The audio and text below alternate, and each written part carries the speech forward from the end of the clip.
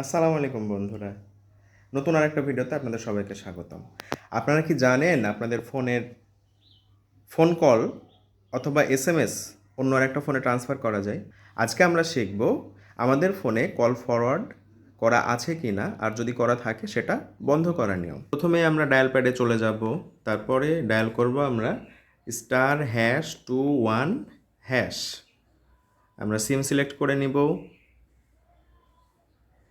ফিরতি এসএমএসে আসছে, দেখেন নট ফরওয়ার্ডেড, মানে আমার ফোনে কোনো কল ফরওয়ার্ড করা নেই।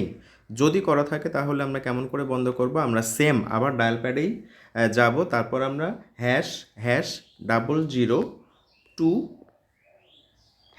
ডায়াল করব, আমরা সেম সিম সিলেক্ট করব।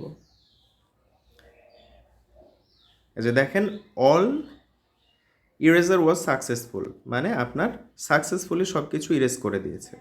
ধন্যবাদ।